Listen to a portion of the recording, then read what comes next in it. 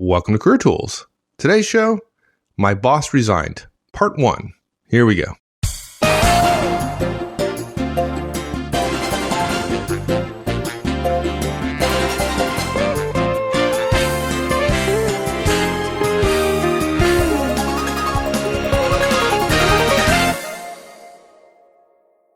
Some time ago, we produced a 3-part cast called How to Resign. And it's a long series, but our recommendations take 6 weeks. Yeah? You say that like it's bad.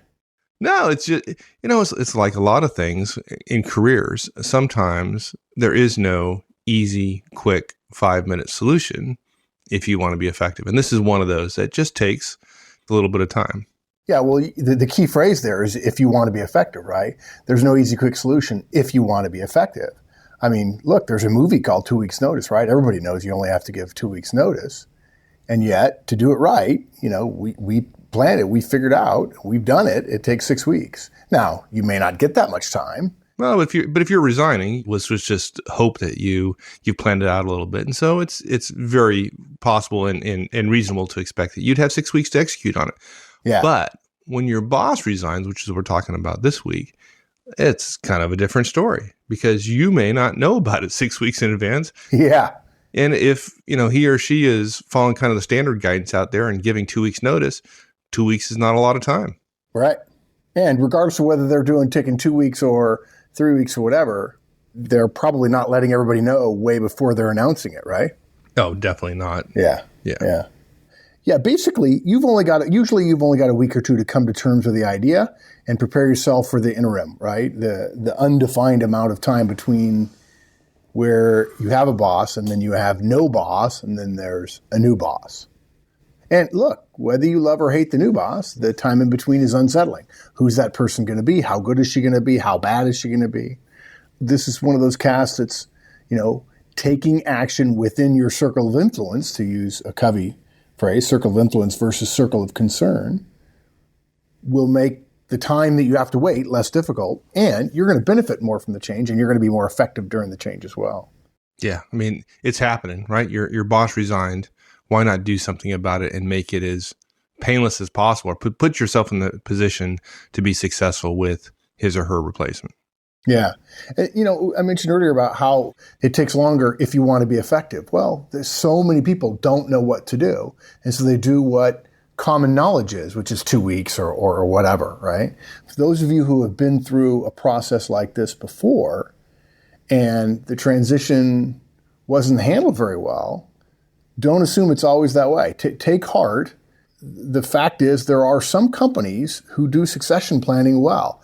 And many of you, probably when you hear succession planning and you hear my boss resigned, you don't connect the two because succession planning, particularly in light of what the modern media portrays, is who's going to take over the CEO slot.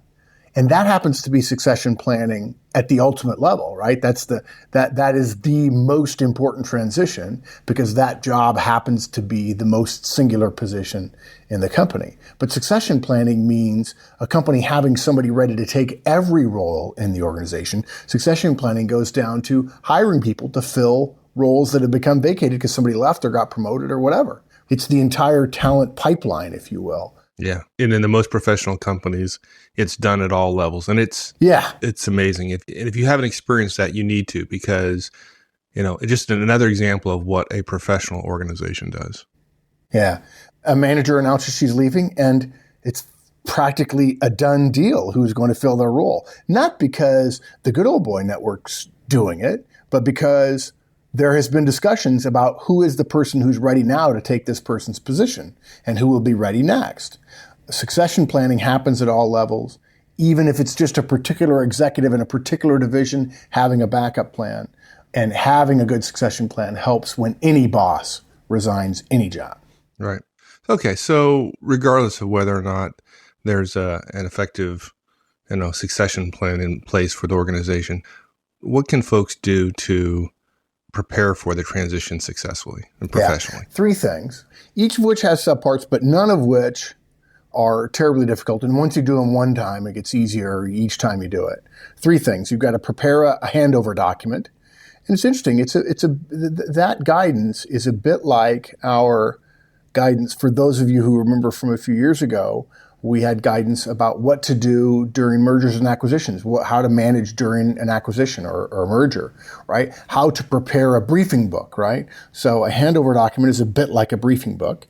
It's an operational briefing for your boss and others regarding your role and so on. And then step 2, we're going to recommend you prepare for a review, which is a good way for you to get ready for your evaluation from the organization and to think about your career and so on. And then lastly, make a proposal about how the interim boss or the new boss might divvy up responsibilities. Actually, the interim boss, how they would divvy up responsibilities during the time between bosses. Since there's going to be responsibilities, and there won't be somebody in your boss's job. Yeah, that's where you propose that you just take over your boss's job, right? I even said that once. I said, "Look, you need to make a proposal," and the guy's like, "Really? This is my chance to get my boss's job?" I said, "No." It's like, wow. Napoleon has a great line, which is, "Every soldier has a marshal's baton in his knapsack," and I'm pretty sure it's David Ogilvy who said, the famous American copywriter, advertising company of Ogilvy and Mather, said, yes, but he shouldn't let it stick out, right? It's okay to be ambitious. It's not okay to go around talking about your ambition and broadcasting your ambition too much, because a haughty spirit is punished. Yeah, okay, so that's not what step 3 says. Okay. No. Okay, we'll come back to that. Sorry. Put your marshal's baton away there, big guy. There you go. Okay, so let's talk about the handover document. Now, you mentioned mergers and acquisition cast, where we talked about preparation for that. But I also think we did something back in a podcast we did around how to resign, right? We talked about creating a transition file. Is this similar to that or different? Oh, absolutely. Basically, we're recommending a document that's going to contain all the information that the incoming manager is going to need in order to understand you, your team if you have one, your workload, your obligations, standing meetings you attend, and so on. If you're the director or a manager who has resigned, you've got to prepare part of the document that the manager is going to be essentially responsible for the moment they take over. Now look, whether your manager, your boss, uses your input and creates a transition file of his own or her own for their successor, it's irrelevant, okay? This transition document will be the basis for any sort of briefing that you would give to the new manager. Now, the fact is, we hope your boss will share it with the new manager. We'd love it if all of your peers did it as well, but if not, that's okay. If not, then you benefit because you're the only one that's seen and really, as a really highly professional person, thinking about how your job has to be done and how potentially your boss's job needs to be done. So you've got to get it ready for your outgoing manager to read and to digest before he or she leaves, so that if they choose to use it, they can. And again, if they don't, the new guy will benefit. You'll benefit from being able to talk more effectively to the new guy. Okay, so there's really two audiences. You're preparing it for your current boss to use in briefing her replacement. Right. And regardless of whether she uses it or not, you can then use it in your discussions with your new boss when he or she arrives. Exactly. Okay. Yeah. Good. And how many times have you felt like your new boss comes in, or somebody comes in to discuss something with you? You knew it was going to happen. Maybe it's a transition of one of your peers or whatever, and you feel like you handle a couple of things well, but not everything well, right?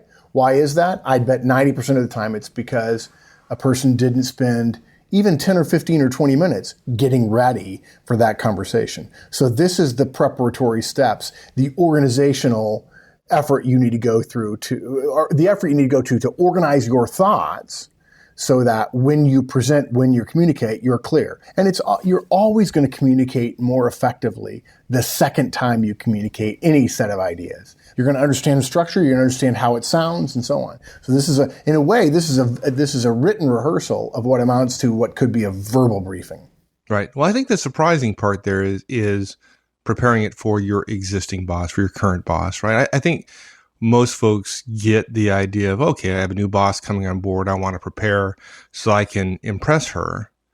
But the idea of helping your boss, who's already basically decided she doesn't want anything to do with you anymore because she's leaving and going somewhere else, the idea that you would help your outgoing boss with her professionalism when she's leaving and briefing her replacement, I think that'll be different for some folks. Yeah, okay, I agree. And yet, if you think about it from an organizational perspective, it's as easy as pie, right?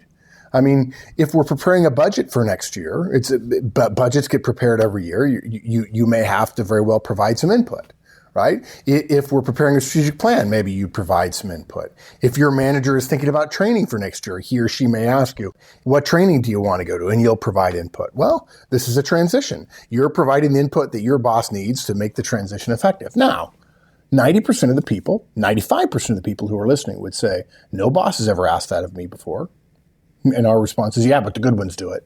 Or maybe the good ones don't ask their directs for it. The good ones do it without their directs input because the good ones are thinking about, the good managers are thinking about it all the time. But if you're saying to yourself right now, I've never seen this done, I don't know, does this make sense? You're right. It's pretty rare. And when you do it, there's two possibilities. I suppose there's three. One is your boss doesn't even care. Or the other extremes is your boss says, I don't need this. Why are you doing this? Nobody's ever done this before. Blah, blah, blah. Well, look, okay, fine. Your boss, your present boss, isn't going to benefit from it and give it to the new incoming boss. Fine. But you will be much better prepared to interact with your new incoming boss based on the work we're going to recommend.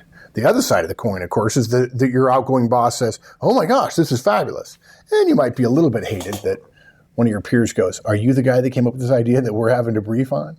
Yeah, but if you want to leave your outgoing boss with a lasting impression, right, of how professional you are, because she's going somewhere else, and who knows what opportunities come down the road, this is one way to do it. The very last thing you do for her is just the ultimate professional thing to do. And there are VPs all over the world who say, yeah, this is pretty standard. The CEO's leaving or the group head is leaving. And, well, I'm going to have to brief the new group head. So let's put together a deck. Let's put together a briefing. We got to get our ducks in a row, explain what's going on, be prepared to defend your budgets. That's just how it works. You and I have done this dozens of times. Yeah, exactly. Yeah. Okay, so what's in this handover document? What are the components? Okay, let me give you a quick overview, and then we'll go back through each one in detail. You need a project status update. You need an external relationships overview. You need a calendar and a meetings overview. You need a team performance overview if you're a manager. You need a status objectives document, and you need your resume. You're kidding. Okay, that's the high level. I got like 2 weeks to do this. Can this be done? Yeah, sure. Okay. Look, okay. Now, I'll touch on a point. We'll come back. We're going to say this point again because I know people tune in and out at various times of podcasts. In fact, I remember talking recently to two people talking about the exact same cast. They happened to sit next to each other at a conference, and they actually said, both of them said, oh, our favorite cast is this particular one. I had mentioned Pre-Wire, and they said, oh, it's our favorite cast. They both said, oh, my, you're kidding. Sitting next to each other, and the guy goes, oh, yeah, totally, it's my favorite. And the guy says, you're kidding. I love that, dude. It's my favorite. So we started talking about it, and I said, well, you remember when I said this? And one of them said, oh, yeah, that was one of my favorite parts. And the other guy says, no, I don't remember that. And then like 10 minutes later, I said, well, you remember when I said this, right? And they said, the other guy says, no, I don't remember that. And the first guy says, oh, yeah, it was my favorite part, right? So we know you guys tune in and out sometimes. We totally respect that. Maybe you're turning the lawnmower, or I don't know, you're working real hard at a spin class or something. Yeah. Don't folks know they should be listening to each cast like 12 times or something? Yeah. Don't they know? And then here we are giving them more work, right? Now, the point I want to make, we're going to cover this point again, right? But there is a lot here, and we're going to tell you point blank, the stuff you're working on now that you're busy with, busyness is not the same thing as effectiveness. Once you do this once, it will get easy the next time. And all the work that you do in the transition after it, whatever amount of time you put on this document, you will save that and more in this transition, and you'll be much better at every other transition you ever have. And it's safe to assume you're going to change jobs, which means you're going to change your bosses, or you're going to change bosses at least once every 2 years. So in the next 10 years, you're going to use it 5 times, and you're going to save enough time on the first one to justify it. So it's only going to get better the 4 or 5 times after that in the next decade. Okay, so project status update is first, right? What you need to do is put together a list of your key projects. It's not terribly complex. We want a brief description, a basic understanding of their importance, their status, how, green, yellow, red, so on, okay? And some next steps going forward and a rough idea of the timeline, okay? Now look, if you don't have next steps, if you don't have a timeline, that ought to give you some indication of how strongly you want to be suggesting that this is really an important project, okay? You can probably do it in a brief paragraph kind of overview. You don't need an entire page on each project. Now, certainly, a big project that's $50 million, maybe in some situations you need more than a paragraph. What would be great, if you've got the right kind of status documents, you can put a brief paragraph as an overview and then just have links, if it's an electronic document you're sharing, have links to the project status webpage that your firm uses to update things. If that page is up to date, you're covered. Please, we're not suggesting you write 4 to 5 pages describing everything that's been done in a project, okay? This is not a chance to sell a project. If a project needs to be sold, you can do that in the one-on-one. This is largely more of a factual representation rather than a pitch or a positioning. The one thing you're probably going to have to write, even though, again, it can be brief as 1 or 2 paragraphs, and that's the rationale for the project. We have taken, or you and I both, Mike, have taken over projects before. Frankly, we're lucky to have a status of some sort when we take over the project, right? Just a status, green, yellow, red, and budget, and so on. But then we get into the project a little bit, and we realize, hey, where the heck does this fit in? What's the larger perspective of this, right? Why the heck are we spending this much money, this much resources on this particular project? Well, and this is particularly useful for new managers coming in, right? They don't have all the organizational history, and that's what they're struggling with is context for all these things. Yeah, it's not just that the previous boss was wrong, right? Because they're not. They weren't wrong. But as you say, it's without that context, it's hard to understand why something was being done. And so explaining the rationale gives a great deal more of the context and helps people understand. Now, I have to say, there are plenty of people who say, I don't know that I want to share the rationale for the project because it's going to be really hard to justify this. And that's why some organizations, some of the very best organizations, don't let people stay in the same jobs in managerial roles for 5, 6, 7 years, because there's an institutional creep and an inertia toward entropy that's not good. And people just begin to see their own justifications and don't have to justify things externally.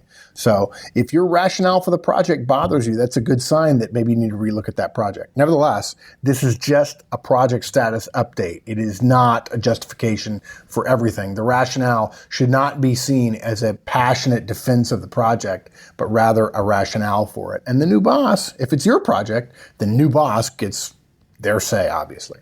Good. What's next? External relationships. New bosses come in, and all they probably know, in many cases, is just their team. They don't know outside of the team how things are working and so on. Is it everyone? No. Yeah. I was about to say, what we need is a list of key contacts, and particularly customers, if in fact they're external to the team, with a brief description about the strength of the relationship, the status of the relationship, if you will.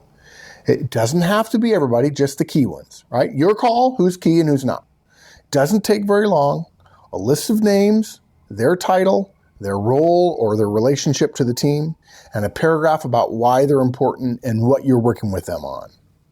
If somebody external to your team is close to you organizationally, make note of those people who you have particularly good relationships with.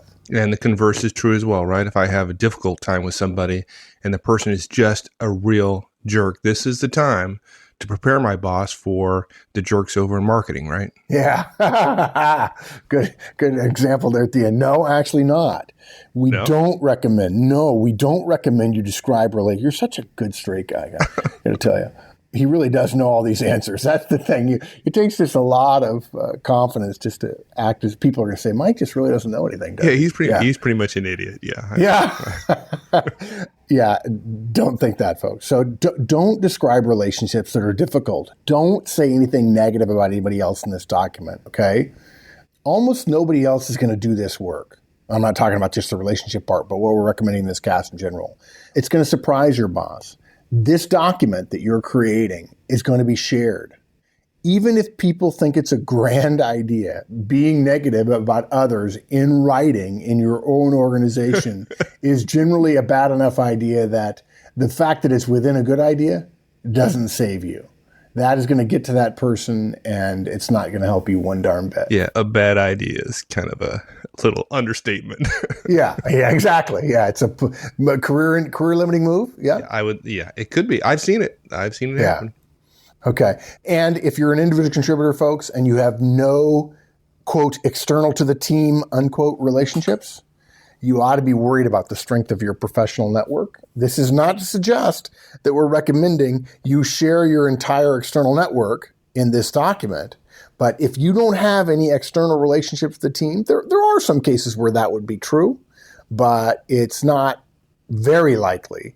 And if you don't have anybody, you ought to be asking yourself, okay, if I don't work with anybody outside of my team and I don't have anybody in my network that I can share, you ought to start building your network. Yeah, and you got 2 weeks. Yeah. Okay, and the next piece, calendar and meetings overview. I assume you're just talking about a list of standing meetings with kind of a brief description of what they're about and kind of relevant details, when they are, how long, that kind of stuff. Yeah, and frankly, brief is the word. If it's obvious from the title of the meeting what it's about, that's, a sentence or two. That's it. Frankly, think about it. The new guy comes in. He doesn't know why you're always gone on Project X. And your old boss never told him that you're responsible for it. And frankly, he doesn't even know what Project X is unless you've done this other work as well. And imagine you go to 2 or 3 weeks worth of meetings and he says to you, where are you Tuesday afternoons? He says, I'm working on Project X. Well, he's never heard of Project X. Nobody briefed him on Project X. It happens to be something that's outside of the division, but very important to the company.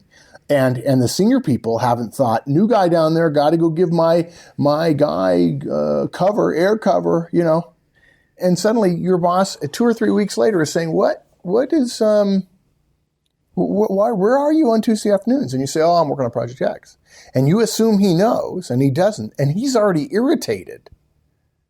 And then what's worse is you then go, I'm working on this big company project. He realizes he has no power to change it. He realized now he's wrong to be angry, and now he feels powerless about it, and now he feels like he should have known and he didn't. Not good. Not good at all. Yeah, and folks, don't make the mistake of thinking that this calendar meeting overview only consists of the topic of the meetings and when the meetings are. It is terribly important to managers, particularly executives, as to who is attending these meetings. Yep, exactly. Particularly if they show up in your external relationships overview, highlight those folks. If you're meeting with them, your boss should know that specifically. Yeah. If you're doing one-on-ones, if you're a manager, you want them to know not to step on your one-on-ones. Okay. Next is team performance overview, right? If you're a manager, prepare a document that gives a brief review of the responsibilities and strengths of your team members. You don't need to include weaknesses yet, unless they're really a significant part of the person's performance, because let's say somebody is maybe in late stage coaching, for instance. Basically, this just tells your new boss the names on your team, honestly. Much more than that is going to be wasted. She's going to be swamped, probably not have the time or the interest to go 2 levels deeper in an organization. She's just trying to keep the people on her team straight, and you're one of them. You also want to give her an objectives status, a quick 1-pager, a review of what you're on the hook for this year. Best place to look at it in most professionally managed organizations would be in your performance review or in your development planning, performance planning document for this year. Certainly that would be the easy thing to do, and then just provide some annotations on it. I'm always amazed at how people feel they need to recreate a document and make it look pretty and make it do this and make it do that, when in fact, I can think of really, really great strategic discussions that were had that just had 5 notes written in the border of a couple of PowerPoint slides and that were written on the back of some printed versions of some PowerPoint decks. And it's just handwritten. So don't make it pretty. If you've got a performance management tracking system, use that, make some notes on it, give a quick update. If you want to put a one-page typed document on the front of it, that's fine. Yeah. And for God's sake, for some of you who are kind of detail-oriented, there's other ways to describe that. I'll just leave it as detail-oriented. Don't let the fact that you can't make this perfect prevent you from doing it at all. Yeah. Man, that happens a lot.